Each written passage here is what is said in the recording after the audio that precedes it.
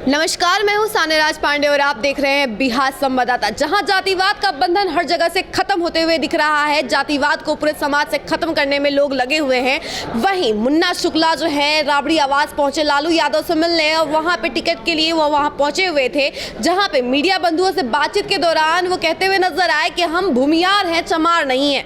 इस पे बातचीत करने के लिए हमारे साथ सुहेली मेहता हैं, बीजेपी की प्रवक्ता। इस पे इनका क्या सोचना है, सर इनसे जानते हैं। दुर्भाग्य है बिहार का, जहाँ की लोग जो पहले पिछड़े सोच के थे वो लोग भी आगे निकलकर अंतर्जातीय विवाह जैसे स्टैंड ले रहे हैं। जातिवाद लगभग ख़त्म हो रहे हैं, मतलब वाद ख़त्म हो रहे हैं, जाति तो है ही। लेकिन जहाँ समाज इतना आगे बढ़ गया है, हर घर की बेटियाँ, चाहे वो दलित हों, चाहे वो फॉरवर्ड हो, चाहे बैकवर्ड हो, आदरणीय नीतीश कुमार जी के नेतृत्व में एनडीए की सरकार ने बिहार को कितना आगे बढ़ाया। और वहाँ पर इस तरह की बातें सामंतवादी प्रवृत्ति का एक संकेत देती है। मुन्ना शुक्ला जी को वो चुनाव लड़ने जा रहे हैं और वोटर सब होते हैं। कम से कम चुनाव के डर से तो जो अंदर दिमाग में बात रहती है उनके, उसको बाहर नहीं निकालना चाहिए था। और जहाँ तक लालू जी के बारे में या लालू परिवार के बारे में कहा जाता है कि गरीब, दलित और पिछड़े के नेता कहे जाते हैं, तो निश्चित रूप से उन लोगों को माफ़ी मांगनी चाहिए, या फिर वही समय लाना चाह रहे हैं जो 90 के बाद सरकार बनी थी और उस समय जो नरसंहार हुए थे और 42-44 जो मृत्यु हुई थी, उसमें 22-23 दलितों की ही संख्या थी। तो सिर्फ कहने के लिए नहीं गरीबों के नेता कहे जाने चाहिए, बल्कि अगर गरीबों और दलितों के बारे में कुछ इस तरह के अपमानजनक बातें कोई कहता है तो उनको उस पर माफ़ी मांगनी चाहिए, तभी बिहार की जनता उन्हें माफ़ करेगी। लेकिन जहां देखा जाता है लालू प्रसाद की बात होती है तो वो एक तरीके से अपराधवाद को भी उसी तरह से बढ़ावा देते हैं। अपने पार्टी में टिकट उन लोगों को मिल रही है जो कुख्यात अपराधी कहे जाते हैं, उनकी बीवी को टिकट दिया जा रहा है। वही दूसरी तरफ अब देखा जा रहा है कि मुन्ना शुक्ला जो जातिवाद करने पे उतर आए हैं, उनको टिकट देने की बात चल रही है। भाई इस ऐसे में इंडिया और जो बिहार है वो कैसे डेवलप करेगा? ये कहते हैं कि हम बिहार को आगे लेके जाएंगे, नरेंद्र मोदी ये हैं वो अपराध को बढ़ावा देते हैं, लेकिन ऐसे में उनका क्या है? नहीं, देखिए, उनके जो समय थे, उनका जो कार्यकाल था, जो उनकी सरकार थी, लालू जी की सरकार, किस तरह से बिहार में अपराध बढ़ गए थे, महिलाओं पर अपराध, अत्याचार, बलात्कार, अपहरण, डॉक्टरों का अपहरण, बच्चों का अपहरण, जिस तरह की बातें होती थी, कितनी मुश्किल से बिहार को एनडीए ने संभाला।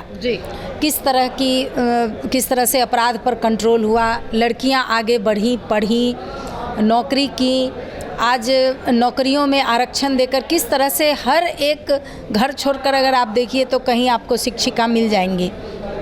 तो इस तरह का समाज अब अगर हमारा बन गया है और आज भी अगर इसी प्रवृत्ति को लेकर वो राजनीति करना चाहते हैं तो ये बिहार का दुर्भाग्य है। लेकिन बिहार की जनता जानती है कि हमें अमन चैन से रहना है और हम किन्हें अपनाएंगे, किन्हें अपना लीडर चुनेंगे, ये बिहार की जनता जानती है।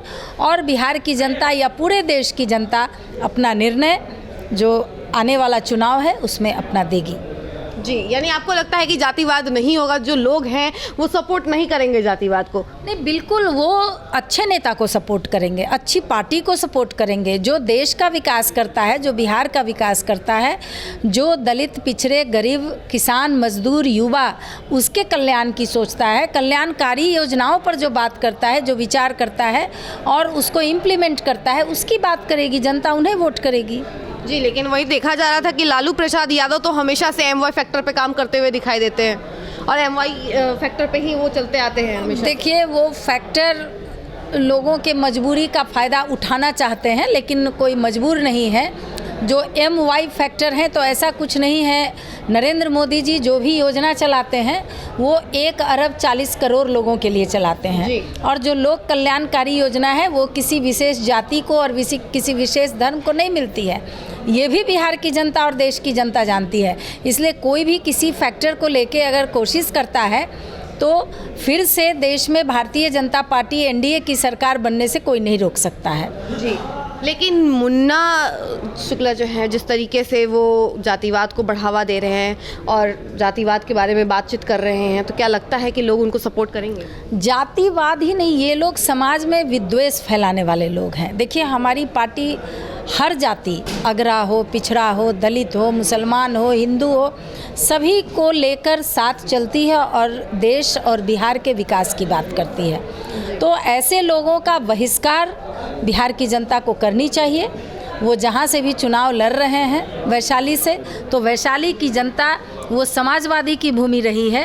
वैशाली की जनता पॉलिटिकली बहुत कॉन्शियस है, इसलिए वैशाली की जनता को अच्छी तरह पता है कि हमें किन्हें जिताना है और किस तरह की प्रवृत्ति के लोगों को जिताना है। सुरीली मेहता जी, एक आखिरी सवाल, जिस तरीके से पप्पू यादव के बेटे ने भी लालू प्रसाद यादव पे ये इल्ज़ाम लगाया था कि लालू प्रसाद यादव जो हैं सिर्फ अपने परिवार के बारे में सोचते हैं, जातिवाद के बारे में सोचते हैं, वो किसी और के बारे में नहीं सोचते, वो बिहार के बारे में नहीं सोचते हैं।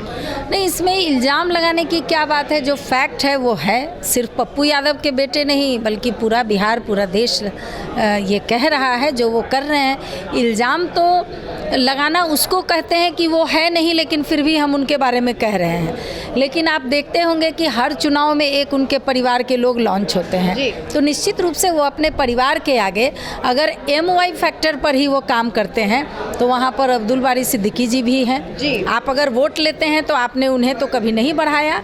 वाई की बात है तो वाई की बात कहाँ है, यह तो परिवार की बात है। आज पप्पू यादव जी, आपको याद होगा कि वो राष्ट्रीय जनता दल को उन्होंने क्यों छोड़ा था जी।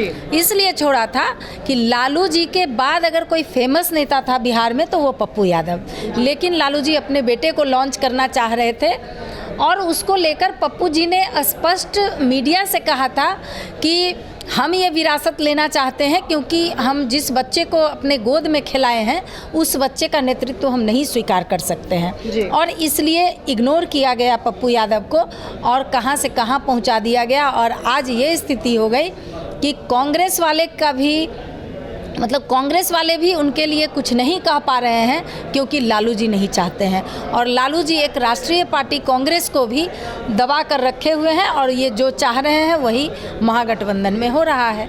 यानी जो पप्पू यादव कहते हैं कि लालू प्रसाद यादव की जो पार्टी है वो जुमलेबाजों की पार्टी है, तो ये सही है? बिल्कुल, जो बात सिर्फ करेगा कि गरीब दलित पिछड़े की पार्टी है हमारी, लेकिन उसके नेता दलितों का अपमान करेंगे, गाली देंगे, सांप्रदायिक हम लोगों को कहते हैं और ये लोग बार बार MY करके और तरह तरह की बातें फैलाएंगे। यूपी में अभी देखिए किस तरह से क्रिमिनल अपराधी भ्रष्टाचारी की मृत्यु हुई, उस पर किस तरह से ये लोग मातम मना रहे हैं। तो इस तरह की बात जब ये लोग करते हैं तो इस पर अब क्या कहा जा सकता है। अच्छा, लाल कृष्ण आडवाणी को भारत रत्न मिलने की बात कही जा रही है कि आज 31 मार्च है और ये अनाउंस भी किया गया है कि लाल कृष्ण आडवाणी को भारत रत्न दिया जाएगा, भारत का सर्वोच्च नागरिक का सम्मान दिया जाएगा, लेकिन वो भी इलेक्शन के टाइम पे। तो क्या इसके पीछे कोई रीज़न है? नहीं, ये तो अनाउंस पहले ही हो गया था जननायक कर्पूरी ठाकुर जी का और आदरणीय लाल कृष्ण आडवाणी जी का। ये पहले ही अनाउंस हो गया था और बहुत पहले से ये कहा जा रहा है। और निश्चित रूप से आडवाणी जी हमारी पार्टी के संस्थापक में से हैं और काफ़ी इज्जत है, रिस्पेक्ट है उनके लिए भारतीय जनता पार्टी के सभी कार्यकर्ताओं में। हम लोग बहुत खुश हैं। इसको राजनीति से नहीं जोड़ना चाहिए। अगर भारतीय जनता पार्टी को 200 से 150 तक पहुंचाने वाले वो नेता हैं तो निश्चित रूप से उनको सम्मान मिलना चाहिए। इसको राजनीति से नहीं जोड़ना चाहिए। यानी कि इतने साल से वो राजनीति नहीं हो रहा था, इतने साल से क्यों नहीं सोचा गया लाल कृष्ण आडवाणी को भारत रत्न दिलवाने के? नहीं, तो वो तो कर्पूरी ठाकुर जी को भी अभी ही आकर मिला है और ये इसमें चुनाव की कोई बात नहीं है। ये तो वर्षों से बात चल रही थी और वो मिली। इसमें कोई खास बात नहीं है, इसमें कोई राजनीति की बात नहीं है। तो आपने सुना कि सुहेली मेहता ने क्या कुछ कहा है RJD के बारे में, पप्पू यादव के बेटे के जो इल्ज़ाम लगाने के ऊपर उन्होंने क्या कुछ कहा, ये सब आपने सुना। ऐसे ही तमाम खबरों के लिए बने रहिए हमारे साथ और देखते रहिए बिहार संवाददाता।